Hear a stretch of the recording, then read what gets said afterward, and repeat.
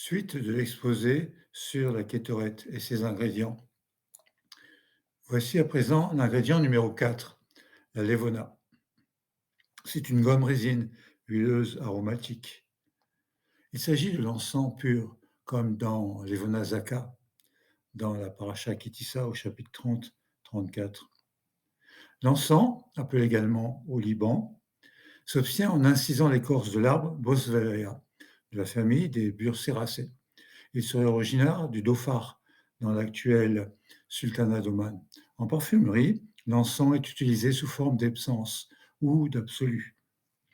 Il est utilisé pour son odeur boisée, assez minérale, aux aspects légèrement épicés.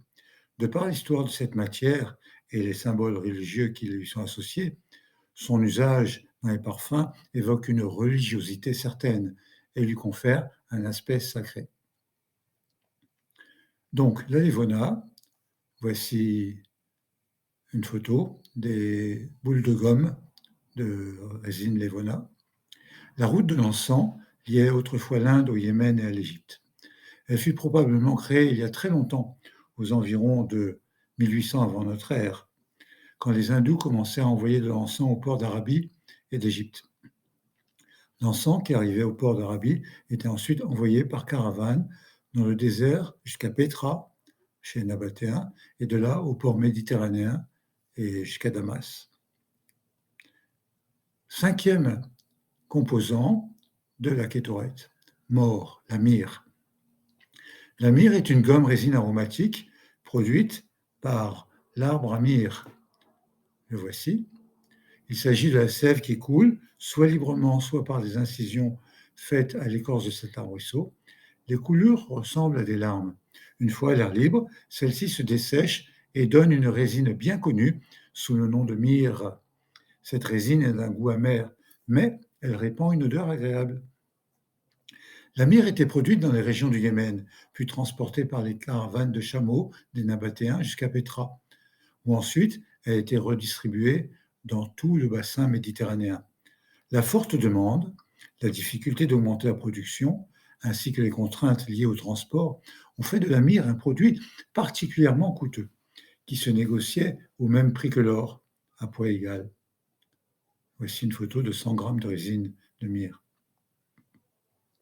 Ingrédient numéro 6, la cassie ancienne ou cassie odorante, Ketsia. La cassie est une variété de mimosa qu'on cultive actuellement dans le midi de la France pour ses fleurs jaunes très odorantes, employées en parfumerie, mais elle pousse depuis des siècles dans les jardins Farnèse de Rome, d'où son nom scientifique, Acacia farnesiana. Qu'est-ce que c'est? L'acacie est une espèce d'acacia, un arbuste tortueux, épineux, à inflorescence en pelote de fleurs jaunes, d'or, fortement parfumées. L'espèce était cultivée en Égypte et aussi en Syrie. Les parties utilisées de la plante sont l'écorce, les fleurs et les gousses. Ketsia. Les fleurs de l'acacie donnent une huile utilisée en parfumerie. Cette absolue s'utilise beaucoup en parfumerie, pour sa senteur herbacée mielée, évoquant la fleur de mimosa. L'absolu, qu'est-ce que c'est au juste? C'est un extrait obtenu à partir d'une concrète ou d'un résinoïde par extraction à l'éthanol en température, puis par refroidissement afin de filtrer la partie claire, qui est obtenue par décantation. Septième ingrédient, le spikenard, nerd. C'est un arbrisseau méditerranéen, une espèce de lavande qui vit à plus de 600 mètres d'altitude. Les feuilles sont larges et veloutées, les rampes florales sont longues et ramifiées. Ce sont des épis de fleurs bleu-violet, plus petites que celles de la lavande vraie. Il existe une alternative. Peut-être qu'il s'agit d'une des 3 espèces de nard indien, à savoir le vrai nard indien, le nard de Syrie ou le nard du Gange. Le nard indien, ou spikenard des droguistes, s'appelle spikanardi chez les botanistes. Shibboleth nerd. Ce spic de Syrie ou d'Inde est de couleur jaune. C'est une plante dont la racine est fort petite et menue. Elle possède une tige longue et mince, garnie de plusieurs épis, à fleurs de terre. Le nard, outre sa grande valeur, est surtout caractérisé par son odeur très pénétrante. D'ailleurs, dans Shir Hashirim, l'épouse dit Tandis que le roi demeure sur son divan, mon art exhale son arôme. Un peu plus loin, un parc de plaisance où poussent des grenades et tous les beaux fruits, le troène et les nards. Et aussi, le nard, le safran, la cannelle et le cinnamome, avec tous les bois odorants, la myrrhe, l'aloès et toutes les essences aromatiques. Ingrédient numéro 8, carcome, le safran. C'est un épice. Il est obtenu par la culture de la plante Crocus sativus, famille des iridacées, et par prélèvement et déshydratation des 3 stigmates rouges qui sont les extrémités distales des pistils de la plante. Donc c'est la partie rouge qui constitue l'épice. Selon la recherche botanique, il serait originaire de Crète et non de Perse ou d'Asie centrale, comme on le croyait autrefois. Le safran, quand il est séché après sa récolte, la chaleur combinée à l'action enzymatique coupe la molécule de picrochrocine pour donner du déglucose et une molécule de safranal. C'est une huile volatile qui donne au safran la plus grande part de son arôme. À part ses usages culinaires, dans la paella, le riz au safran, ses usages médicinaux, en particulier anticancéreux, il a un usage de teinture de coloration. Il a également été employé pour ses propriétés aromatiques pour produire une huile aromatique connue sous le nom de crocinum. Ingrédient numéro 9, la coste ou costus. C'est une jolie plante herbacée qui pousse sur les hauteurs de l'Inde, dans les montagnes du Cachemire. Elle est très connue pour ses vertus médicinales depuis la nuit des temps, car cette plante dispose de plusieurs propriétés curatives. Déjà, il y a des siècles de cela, les Arabes lui ont conféré des pouvoirs mystiques, comme la guérison des malédictions. Nombre de cultures le considèrent aussi comme un remède efficace contre l'infertilité. En effet, il offre un gain d'énergie assez exceptionnel. En revanche, nous savons moins que le costus, tout particulièrement sa racine, fut utilisé depuis plusieurs siècles afin d'offrir les notes animales dans les parfums masculins. Voici du costus indien en poudre. Et dans les parfums, il a été utilisé chez la maison Givenchy pour la marque Gentleman, dans la maison Jean-Paul Gaultier, le mâle. Ingrédient numéro 10, l'écorce aromatique, Kiloufa. L'écorce aromatique est très odorante. Certains sages, comme le Shilka Giborim, qui a fait de nombreuses recherches pour définir tous les ingrédients de la kétorette, pensent qu'il s'agit de l'écorce de la cannelle, tandis que Kinnamon serait une autre espèce.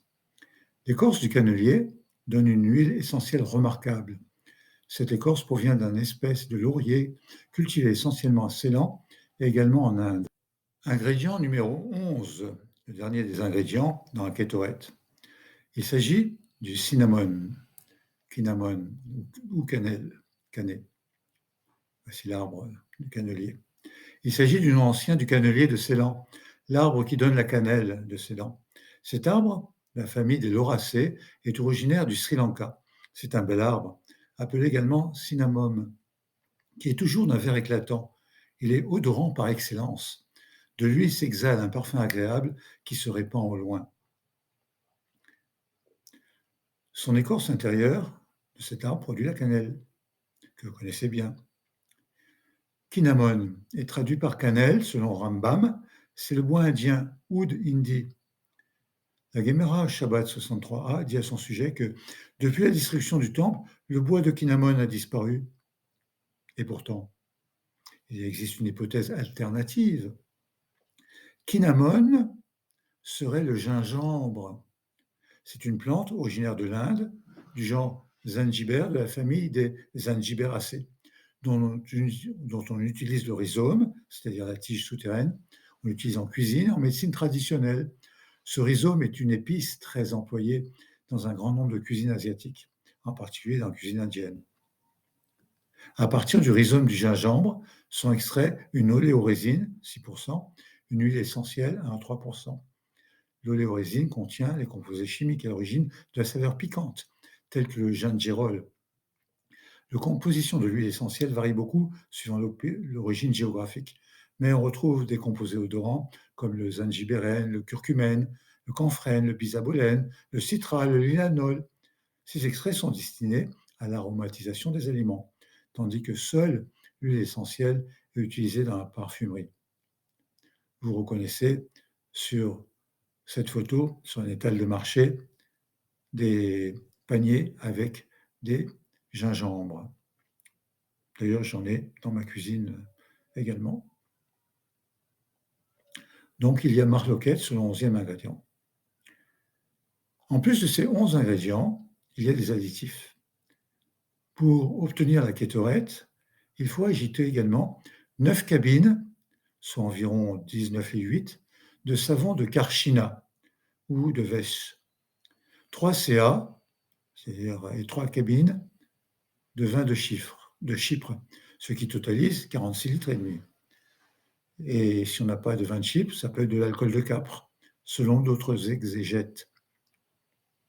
À défaut de ce vin, on y mettra du vin blanc vieilli, plus un quart de cup de sel de Sodome, soit un peu plus d'un demi-litre de sel. Un rien d'herbe fumante, c'est une herbe spéciale dont la combustion a la propriété de rendre la fumée de l'ensemble de la kétorette bien verticale. Rabbi Nathan de Babylone dit « plus un rien d'ambre du Jourdain ». Par contre, si on y ajoutait un miel quelconque, miel provenant des fruits, cette composition serait impropre au service. Expliquons tout cela. D'abord, 9 cabines de savon ou de soude de Karchina, borite Karchina. Dans l'Antiquité, on utilisait la soude soit d'origine minérale, soit d'origine végétale. La soude désigne alors un carbonate de sodium plus ou moins pur, qui provenait soit du natron, c'est un alcali minéral, une forme de substance blanche que l'on trouve au bord de certains lacs sodés, temporaires ou permanents, qui présentent des eaux saumâtres du désert, éventuellement purifiées et séchées, soit des sels de lixiviation, des cendres obtenues par la combustion de plantes adaptées au milieu salé, comme la salicorne ou les soudes.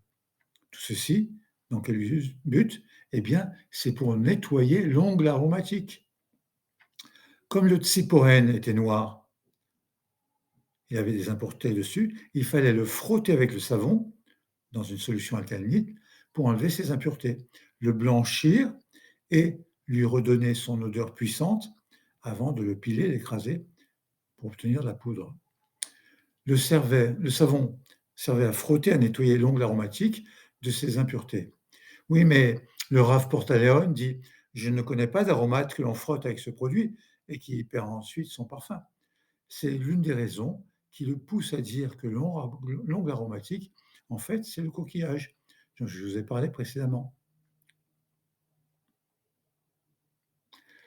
Savon de Karchina, borite Karchina. Une localisation possible se trouve dans la province de Krasnodar en Russie, en face de la Crimée. À l'époque romaine, il existait dans la province du Chersonèse, Taurique, une ville qui se nommait Karsina, dans la baie de Négropoli, au bord du fleuve Carcinite, et Panis pour les Romains, actuellement Kouban. Sur cette carte, on voit la rivière Kouban, et la ville se nomme actuellement Krachny. Et effectivement, sur le bord de cette rivière, il y a des lots d'actes salés avec des dépôts lacustres, ce qui est favorable à la formation du natron. C'est juste à côté du détroit de Kertch, à cet endroit. Le problème, c'est que cet endroit, sur la rivière Kouban, c'est très très loin d'Israël. C'est tout de même à 2500 km de route pour Jérusalem, avec une route compliquée qui passe les monts du Caucase et les monts au nord de la Thorez, c'est-à-dire l'actuelle Turquie. Ou alors, ça aurait pu être par bateau jusqu'ici, jusqu'en Turquie, puis ensuite encore presque 1500 km de route. Personnellement, je ne crois pas que Karchina se trouvait là-bas, dans l'actuelle province russe, parce qu'il n'existait pas de route commerciale dans ce secteur dans l'Antiquité. Donc, la localisation de Karchina restait un mystère. En plus, tout ceci pour amener du savon.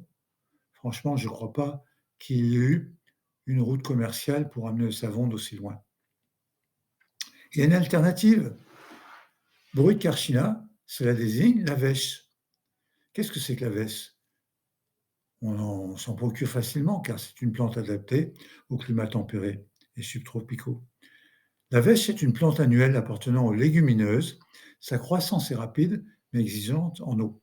Elle a un fort pouvoir couvrant, ce qui lui permet d'étouffer les mauvaises herbes.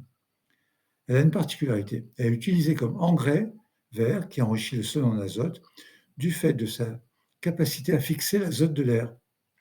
Selon Rabban Shimon ben Gamliel, la vèche sert à blanchir l'œillet pour le rendre plus beau, en solution alcaline. Et selon Rashi, la soude de vèche, c'est le sel alcalin tiré des cendres de combustion de cette plante, elle n'était pas brûlée comme encens, mais elle servait à polir et à blanchir l'ongle aromatique afin de l'embellir. Donc, c'était au service de nettoyage de l'ongle aromatique. Il y a un ingrédient supplémentaire, le vin de Chypre, Yayin Kafricine, 46 litres et demi. Selon Rabban Shimon Gamaliel, ce vin fort servait à mariner l'œillet pour le purifier et le rendre plus dur. En fait, la viticulture à Chypre est très ancienne.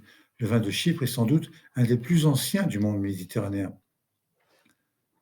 D'ailleurs, en 1999, on a découvert près des côtes de l'île de Chypre un vaisseau naufragé qui a été daté de 2300 ans avant notre ère. Il transportait 2500 amphores de vin. C'est le témoin d'une route commerciale très ancienne qui transitait par Chypre, entre la Grèce et l'Égypte. Selon le Talmud de Babylone, on trempait le girofle pour le ramollir, pour qu'il donne tout son parfum, c'est-à-dire que le parfum soit fort. Selon le Talmud de Jérusalem, il semble que le girofle était fort, il fallait le tremper afin de le ramollir aussi, mais pour que son odeur ne soit pas trop forte et qu'elle soit agréable. Donc il y a une divergence d'appréciation entre les deux Talmuds. Mais l'urine, Raglaïm, ne bonifie-t-elle pas l'encens? Eh oui, parce qu'en y trempant le girofle, le parfum obtenu serait plus fort, meilleur.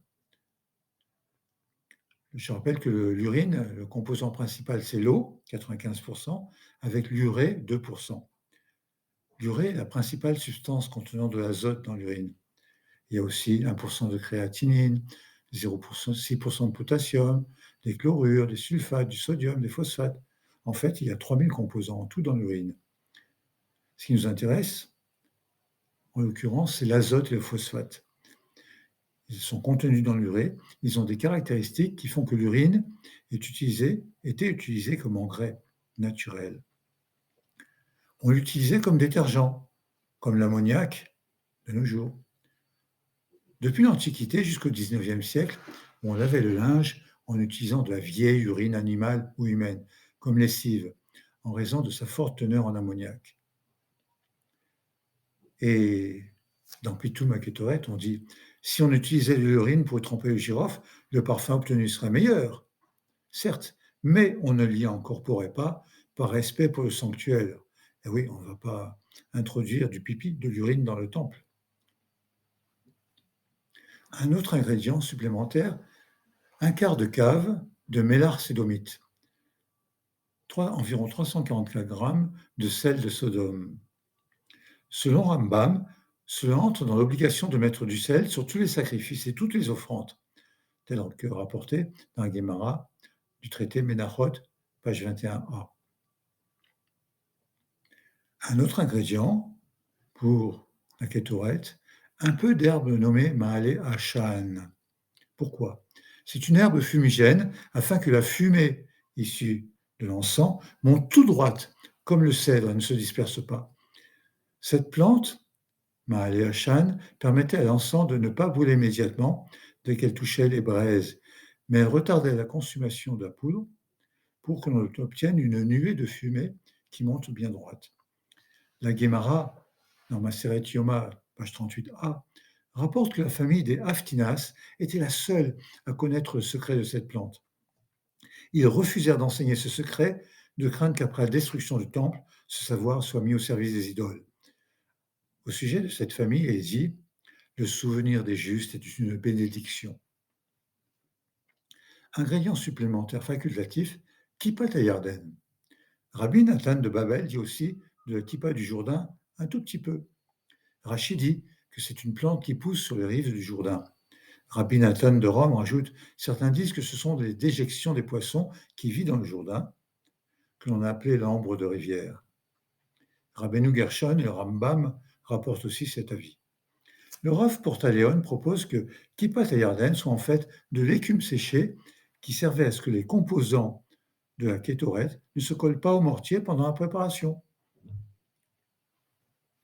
Voici pour tous les ingrédients. Ensuite, répartition géographique des ingrédients au Moyen-Orient et un peu plus loin. Donc le benjoin, on le trouve en Israël même, en Syrie ou en Turquie, donc c'est proche. L'œillet giroflé, tout autour du bassin méditerranéen, à moins que ce soit l'onisha, le coquillage qu'on trouve dans la mer Rouge. Ça, c'est pour Tsiporen. Tsiporen, la troisième version, la troisième possibilité, c'est que ce soit la fleur Cistus ladaniferus. On la trouve en Égypte et aussi en Israël. Le galbanum, la plante qui sent mauvais, en Turquie ou en Iran. La levona, le Liban, dans la péninsule arabique, plus particulièrement en Oman ou au Yémen. Ça peut être aussi la levona qui vient de l'Inde, qui est ensuite acheminée via tout le sous-continent indien jusqu'au port et ensuite ramenée en péninsule arabique. La myrrhe vient du Yémen, la cassie de l'Arabie saoudite ou de l'Irak, de la Syrie et de l'Égypte, le spikenard de la Syrie, le safran de Crète. Le costus, par contre, vient de bien loin. Il vient des montagnes au nord de l'Inde, montagnes du Cachemire. Donc il fallait l'acheminer sur un long trajet pour l'amener jusqu'en Israël. Cinnamon vient de l'île de Ceylan, tout comme l'écorce aromatique, tout comme le gingembre. Autre chose, gématria de l'encens. L'encens kétoret présente une gématria standard de 709 avec le kouf, le tet, le resh et le tav. C'est un nombre premier. Mais en utilisant la gématria de permutation, Adbar, c'est un tableau de correspondance qui a été révélé à Moïse au mont Sinaï, le Aleph est interchangeable avec le Tav, qui vaut 400, le Bet, qui vaut 2, est interchangeable avec le Shin, le Gimel avec le Resh, et ainsi de suite. Dans ce cas, le Dalet est interchangeable avec le Kof, 4 interchangeable avec 100, et réciproquement. La valeur numérique des lettres du mot Kétoret devient ainsi 613 à condition de transformer le Kof en Dalet. Selon cette même séquence, on conserve le Tav avec 400, le Resh avec 200, le Tet avec 9, et on intervertit le Kouf avec le Dalet pour obtenir 4. En additionnant le tout, on obtient 613. Donc, la Kétoret a un rapport avec les 613 mitzvot. Il y a une autre façon de compter Kétoret. C'est le haut au-dessus, le petit point au-dessus du tête. On le remplace par un vav, Kétoret avec le vav. Cela donne 715. Et 715, c'est une allusion à la Torah orale, car cela fait 11 fois le nom de Dieu exprimé sous forme Adonai.